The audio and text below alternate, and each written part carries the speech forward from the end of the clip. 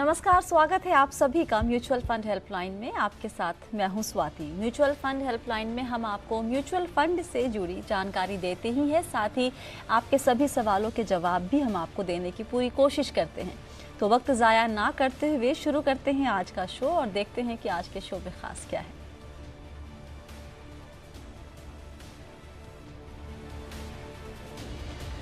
Liquid और overnight fund में मिल रहा है कम रिटर्न, तो शॉर्ट टर्म के लिए किस डेट फंड में पैसे पार्क करें। एसआईपी रोकने के बाद निवेशित रकम को निकालने या फिर फंड में ही रहना चाहिए, बने रहें। शरिया के मुताबिक निवेश करना चाहते हैं तो आपके पास क्या है विकल्प।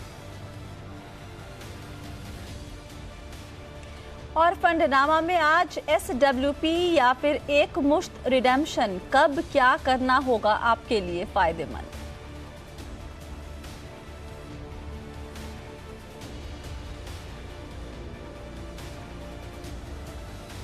और आज सभी सवालों के जवाब देने के लिए हमारे साथ जुड़ गए हैं सर्टिफाइड फाइनेंशियल प्लानर कीर्तन शाह। कीर्तन, बहुत बहुत स्वागत है आपका शो में। कैसे हैं आप? Thank you so much Swati, मैं बहुत अच्छा हूँ। Thank you so much. आप कैसे हो? बहुत बढ़िया। पहला सवाल यहाँ पर हम लेते हैं हमारे साथ पहला सवाल लेते हैं हम अजय वर्धन जी का दिल्ली से। इनसे हम कनेक्ट करने की कोशिश कर रहे हैं, तब तक इनका सवाल पढ़ लेते हैं। ये जानना चाहते हैं कि इनके पास 8 फंड थे और इसमें करीब 60,000 रुपये पर मंथ ये निवेश कर रहे थे। अब इन्होंने इसे कम करके 40,000 रुपये पर मंथ कर दिया है और फंड की संख्या भी कीर्तन 8 के बदले 5 कर दी है। अब जानना इनका सवाल ये है कि ये जो 3 SIP इन्होंने बंद की है, इसका क्या किया जाए। इसको छोड़ दिया जाए या फिर इसका पैसे निकाल के कहीं और दूसरे फंड में निवेश किया जाए। बेसिकली ये जानना चाहते हैं कि रिव्यू जो करते हैं फंड का, उसमें क्या बस यही होता है कि जो ख़राब परफॉर्म कर रहे हैं, लेस परफॉर्म कर रहे हैं, उनको बंद करो और नया फंड ऐड कर दो। तो ये पूरी स्ट्रैटेजी कैसे होनी चाहिए? स्वाति, देखिए, फंड रिव्यू करना एक छोटा सा ट्रिकी प्रोसेस है एंड मुझे नहीं पता कि इन्वेस्टर का बैकग्राउंड क्या है, पर अगर आप मुझे पूछेंगे कि आप फंड कैसे रिव्यू करते हैं, तो मैं तो टिपिकली फंड कौन से सेक्टर्स में इन्वेस्ट कर रहा है, कौन से स्टॉक्स लिए हुए हैं, क्या रिस्क रिटर्न प्रोफाइल है फंड्स की, ऐसी बहुत सारी चीजें टेक्निकली देखनी चाहिए या देखी जाती है फंड सिलेक्ट या रिव्यू करने के पहले। पर अगर आप एक इन्वेस्टर के नजरिए से देखें, जिनके पास प्रोबेबली इतनी सारी टेक्निकल अंडरस्टैंडिंग नहीं होगी, तो उन्हें कैसे रिव्यू करना चाहिए। तो 2-3 पॉइंट्स यहाँ पर है स्वाति। सबसे पहले तो मैंने देखा है कि बहुत सारे इन्वेस्टर्स रेगुलर बेसिस पे फंड का परफॉर्मेंस चेक करते रहते हैं। वैसा नहीं करना चाहिए। अगर आप एक इन्वेस्टर है और आपको फंड रिव्यू करना है, तो साल में एक बार कीजिए। हर महीना फंड फैक्ट शीट रिलीज होने पर उसका रिटर्न देखकर मुझे नहीं लगता है आप कोई भी डेटा पॉइंट ड्राइव कर पाएंगे, तो साल में एक बार कीजिए। अब क्या देखेंगे आप अपने लेवल पे एज एन इन्वेस्टर? एक सिंपल सी चीज देखिए, क्या आपका फंड उसके बेंचमार्क को बीट कर पाया है या नहीं। अब जब भी आप ये देखने की कोशिश करेंगे, आपको 3 सिचुएशंस आएंगी। सबसे पहले तो आपके फंड ने बेंचमार्क को बीट किया है, या आपका फंड बेंचमार्क जितना रिटर्न दे रहा है, या आपके फंड ने बेंचमार्क से कम रिटर्न दिया है।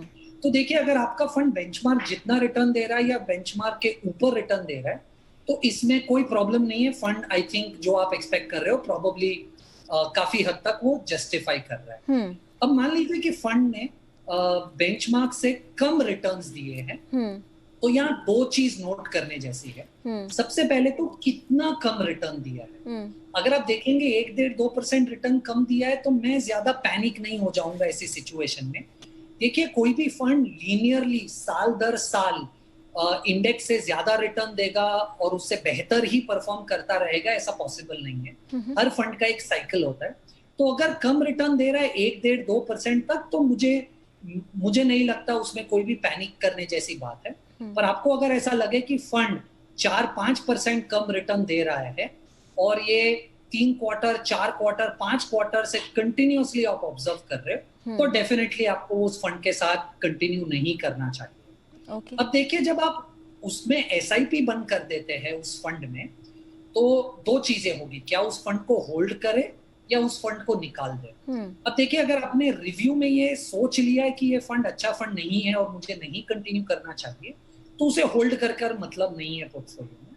पर जब भी आप इसे बेचकर बाहर निकलने की कोशिश कीजिए, डेफिनेटली दो चीजों का ध्यान रखिए, एग्जिट लोड और टैक्सेशन। तो आपको जैसे पता है कि 1 साल से नीचे और 1 साल से ऊपर टैक्सेशन में फर्क आ जाएगा 15% और 10% का, तो वो ध्यान दीजिए।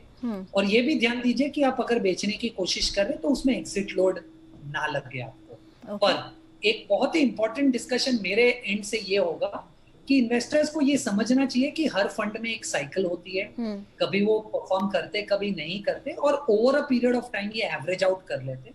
तो हर साल 4 फंड्स में से 2 फंड्स बेचकर उस साल के नए 2 परफॉर्मिंग फंड्स को अगर वो इन्वेस्टमेंट में इंट्रोड्यूस करते रहेंगे तो कंफ्यूज हो जाएंगे हर साल फंड्स खरीदने बेचने पर। तो ये थोड़ा सा ट्रिकी प्रोसेस है, और उसे एकदम लाइटली ना लेकर, जैसे मैंने आपको समझाया, अगर 3, 4, 5 क्वार्टर में कंटिन्यूअसली फंड अंडर परफॉर्म कर रहा है तो उससे बाहर निकलने का सोचिए। अदरवाइज प्लीज कंटिन्यू कीजिए फंड का। Over a long period of time ये सब एवरेज आउट हो जाता है टू अ ग्रेटर एक्सटेंट। अब यहाँ पर एक बहुत ही बेसिक सवाल मेरी तरफ से, ये दर्शक ये अजय वर्धन जी ने नहीं पूछा। उन्होंने आपने जो कहा है कि बेंचमार्क से आप तुलना कीजिए 1 साल में, तो नॉर्मली जब आप अपने फंड का रिटर्न देखते हैं, आपके पास स्टेटमेंट आती है फंड हाउस की तरफ से या कहीं से भी, जब स्टेटमेंट आता है तो उसमें आपको दिखता है कि आपका 1 साल का रिटर्न या व्हाटएवर जो भी टाइम फ्रेम है उसका रिटर्न ये है। अब उसका वहाँ पर बेंचमार्क से तुलना, मतलब उस जो हमारे पास डिटेल आती है, क्या उसमें बेंचमार्क के अगेंस्ट कैसा परफॉर्म किया ये लिखा होता है? फर्स्ट थिंग फर्स्ट, अगर नहीं लिखा होता है तो अगर हम किसी दूसरी वेबसाइट पे जाके जब चेक करते हैं तो वहाँ का जो ड्यूरेशन है 2 साल, 3 साल, 7 साल का रिटर्न, वो मेरे ड्यूरेशन से मैच नहीं करता।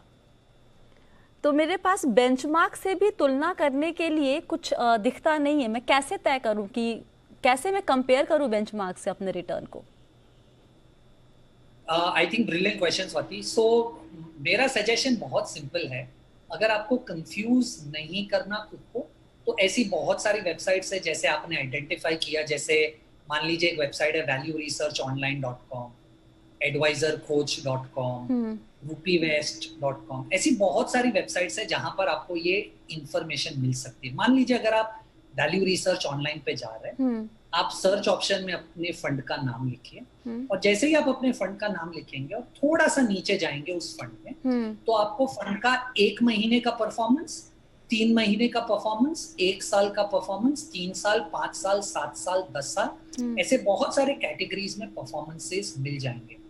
अब जब ये वेबसाइट्स आपको पिछले 1 साल का परफॉर्मेंस दिखा रहे हैं, वो आपको जनरली उस महीने से 1 साल पीछे का परफॉर्मेंस दिखा रहे हैं। लाइक से फॉर एग्जांपल, आज अगर हम नवंबर में हैं, तो ये फंड्स, ये वेबसाइट्स टिपिकली आपको 15 नवंबर 2020 से 1 साल पीछे तक 15 नवंबर 2019 तक का रिटर्न दिखा रहे हैं जी।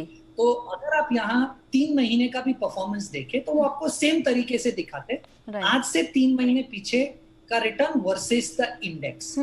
तो अगर आप पिछले 3-4 क्वार्टर या 1 साल, 1.5 साल का ऐसे इंडेक्स के सामने रिटर्न देख ले, तो आपको, मुझे ऐसा लग रहा है, बेसिक लेवल पे फंड ने इंडेक्स के सामने कैसा परफॉर्म किया है वो इंफॉर्मेशन इन वेबसाइट से काफी हद तक मिल जाएगी। ओके, चलिए यहाँ पे अगला सवाल लेते हैं। हमारे साथ फोन लाइन पर है बलजीत नेगी जी। बलजीत जी नमस्ते, कहाँ से बात कर रहे हैं? नमस्ते मैम, मैं गाजियाबाद से बोल रहा हूँ। बताइए क्या जानना चाहते हैं आप? एक्चुअली मैम रिसेंटली मैंने इन्वेस्टमेंट स्टार्ट करी है। तो पहले अभी मैंने स्टार्ट करी थी तो पीपीएफ में और एक इंडेक्स फंड में इन्वेस्टमेंट स्टार्ट करी थी। तो मेरा ये क्वेश्चन है कि मैं और कहाँ पे एसआईपी कर सकता हूँ म्यूचुअल फंड में, मींस कितना एलोकेशन रख सकता हूँ अपना? ओके, एलोकेशन एक यहाँ पर की वर्ड है। ये बताइए कि कितना निवेश करना चाहते हैं आप?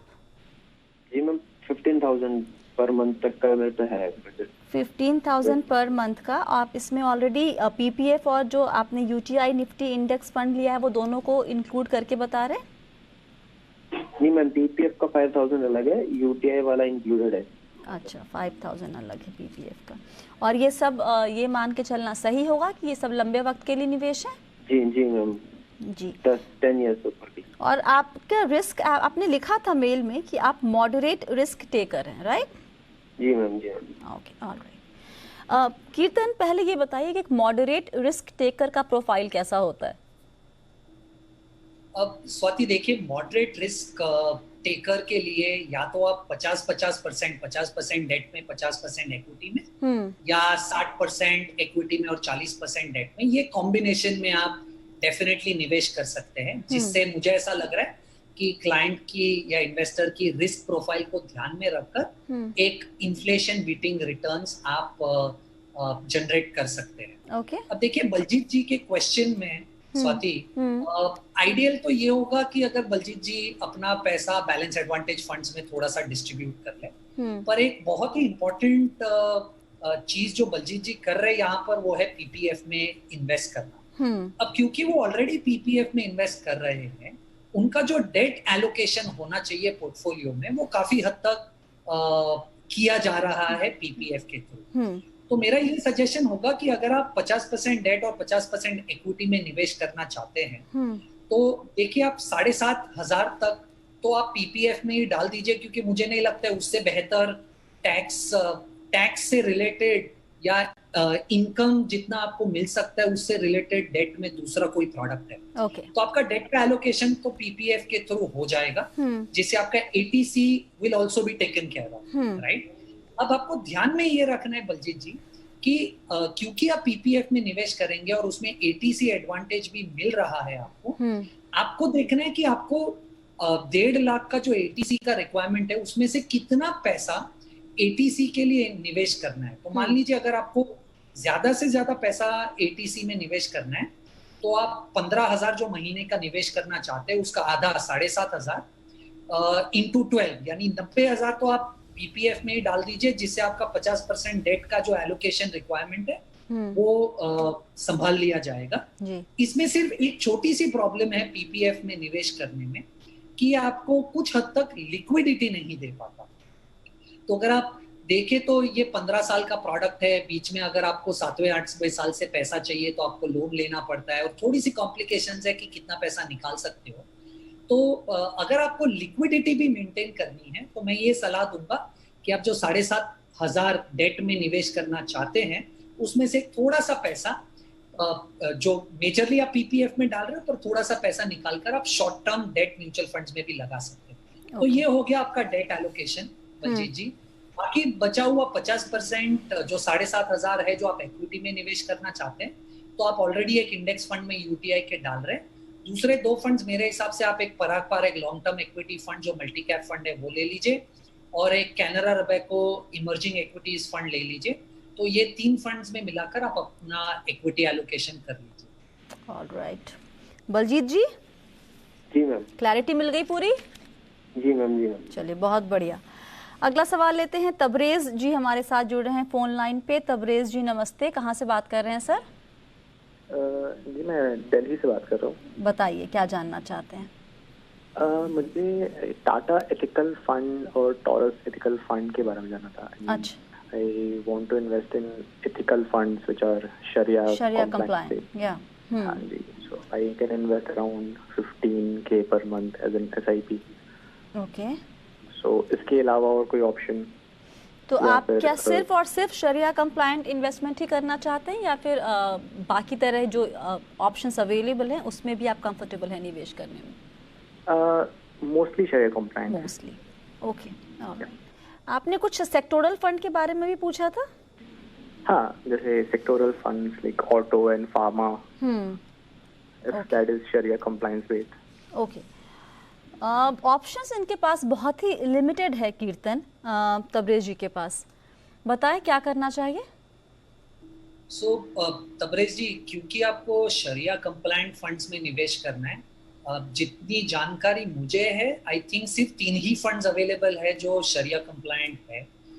2 तो जैसे आपने आइडेंटिफाई किए, Tata ethical fund, taurus ethical fund, और एक निपॉन इंडिया ETF भी है शरिया 20 करके। तो ये 3 ही ऑप्शंस हैं आपके पास अगर शरिया कंप्लायंट इन्वेस्टमेंट्स आप करना चाहते हैं। पर आप देखिए, सबसे पहले तो एक तो ऑप्शंस कम है हमारे पास, और दूसरा चैलेंज ये है तबरेज जी, अगर आप थोड़ा सा डीप डाइव करें इन फंड्स में तो आपको पता चलेगा कि टॉरस वाला जो फंड है उसमें AUM सिर्फ 44 करोड़ है, और जो निपॉन इंडिया ETF है उसमें भी AUM सिर्फ 3 करोड़ है। अब देखिए, मेरे हिसाब से क्योंकि इन दोनों फंड्स में AUM इतना कम है, मुझे नहीं लगता कि इन दोनों फंड्स को आपको कंसिडर करना चाहिए इन्वेस्ट करने के लिए, क्योंकि हमें देखिए पता नहीं है कि कितने सारे इन्वेस्टर्स हैं इन फंड्स में। ऐसा हो सकता है कि कोई एक लार्ज इन्वेस्टर है इन फंड्स में, और अगर कल उठ के वो पैसा निकाल ले तो इन फंड्स में आपको लिक्विडिटी रिस्क फेस करनी पड़ सकती है कल उठ कर। तो अब आपके पास 3 में से बचा एक ही फंड इन्वेस्ट करने के लिए, जो है टाटा एथिकल फंड, राइट। तो अगर आपको शरिया कंप्लायंट करना है तो मेरे हिसाब से आपके पास एक ही ऑप्शन है, जो है टाटा एथिकल फंड। अब रहा आपका क्वेश्चन सेक्टोरियल या थीमेटिक इन्वेस्टमेंट्स से रिलेटेड। अब वापस मैं यही समझ रहा हूँ, क्योंकि आपको शरिया कंप्लायंट रहना है इसलिए आप थीमेटिक या सेक्टोरियल इन्वेस्टमेंट्स करना चाहते हैं।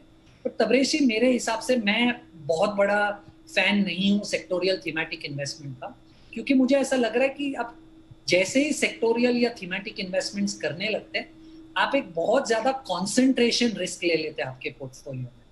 तो मान लीजिए अगर आपके पास 2 ही ऑप्शन है या 3 ऑप्शन है, एक आपने टाटा एथिकल फंड में डाल दिया और 2 आपने थीमेटिक या सेक्टोरियल फंड्स में पैसा निवेश कर लिया, तो आपका 66% पैसा सिर्फ 2 सेक्टर में लग जाएगा, राइट। वो मेरे हिसाब से बहुत ज्यादा कॉन्सेंट्रेटेड पोर्टफोलियो हो जाएगा।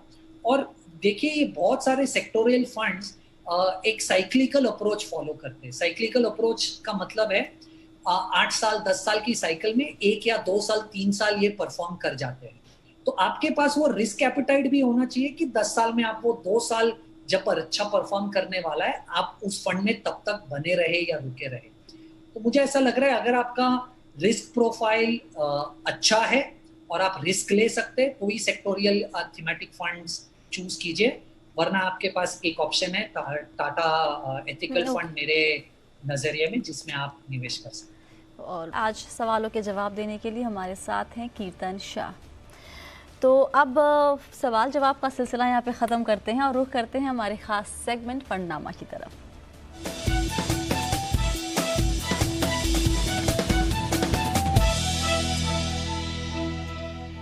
और फंडनामा में आज हम ये जानने की कोशिश करेंगे कीर्तन से कि जब हम रिडीम करते हैं पैसे तो आप लमसम रिडम्पशन करें या फिर आपके लिए SWP यानी सिस्टमेटिक विथड्रॉल प्लान करना ज़्यादा बेहतर होगा। बताइए कीर्तन, वक्त बहुत ज़्यादा नहीं है, लेकिन किस तरह के लक्ष्य के लिए SWP ठीक रहता है और किस तरह के लक्ष्य के लिए वन टाइम रिडम्पशन ज़्यादा बेहतर होगा? आई थिंक स्वाति, सबसे पहले तो SWP SIP का एग्जैक्ट ऑपोजिट है। SIP में आप पैसा निवेश करते हो, SWP में आप पैसा सिमिलरली निकाल देते हो। तो मुझे ऐसा लग रहा है कि किसी भी इन्वेस्टर को अगर रेगुलर कैश फ्लो की जरूरत है, जैसे रिटायरमेंट के बाद आपको रेगुलर पैसा चाहिए या घर का खर्चा चलाने के लिए रेगुलर पैसा चाहिए, तो उसके लिए मुझे ऐसा लग रहा है SWP बेटर ऑप्शन है नॉर्मल रिडम्पशन से। क्योंकि देखिए, जैसे एग्जैक्टली SIP काम करता है, जहां पर आप मार्केट को टाइम करने की कोशिश नहीं कर रहे, पर सिस्टमैटिकली एक पर्टिकुलर डेट पे आप पैसा निवेश करते रहते, जिससे over a period of time आपका पैसा एवरेज आउट या बैलेंस आउट हो जाता है। वही सेम कॉन्सेप्ट SWP में भी चलता है कि आप मार्केट को टाइम करने की कोशिश नहीं कर रहे कि कब मैं पैसा निकालूं, वो एक पर्टिकुलर दिन पे ऑटोमेटिकली आपको विड्रॉवल्स देते रहता है। आई थिंक इसकी वजह से ये जो ग्रिड और फियर राइट का जो अंतर है, राइट, और मार्केट टाइमिंग, वो आप अवॉइड कर पाएंगे। तो मुझे ऐसा लग रहा है किसी को भी अगर रेगुलर इनकम की जरूरत है, उन्हें डेफिनेटली SWP कंसीडर करना चाहिए। ओके। और SWP में कीर्तन क्या विकल्प होते हैं निवेशक के पास? क्या वो सिर्फ अमाउंट के हिसाब से ही तय कर सकता है कि उसे तय करना होता है कि मुझे हर महीने इतने पैसे चाहिए, या फिर वो उसको परसेंटेज के टर्म्स में देख सकता है, या फिर ये भी कह सकता है कि जितना बढ़ोतरी हो रही है मेरी हर क्वार्टरली या हर महीने जो पूरा निवेश है उसके ऊपर बस उतना ही चाहिए पैसे। इस तरह के इंस्ट्रक्शन क्या दे सकता है निवेशक? स्वाति, आप दोनों दे सकते हो। आप फंड को ये भी कह सकते हो कि मुझे एक X परसेंटेज पैसा चाहिए मेरे कॉर्पस का हर महीना हर क्वार्टर, या आप फंड को ये भी कह सकते हो कि जितना कैपिटल गेन्स हुआ है वही आप मुझे वापस कीजिए। तो ये दोनों विकल्प SWP में पॉसिबल है। और मुझे ऐसा लग रहा है कि कोई भी निवेशक जो फिक्स डिपॉजिट जैसा इन्वेस्टमेंट कर रहा है, यही एक्सपेक्टेशन से कि हर महीना मुझे पैसा मिले, उसे डेफिनेटली SWP कंसिडर करना चाहिए। ओके, तो अगर आप पैसे निकालने की सोचते हैं और आपका जो लक्ष्य है कि वो एक रेगुलर इनकम आता रहे, तो आपके लिए SWP करना ज़्यादा बेहतर होगा। बहुत बहुत शुक्रिया कीर्तन, आज सभी सवालों के जवाब देने के लिए।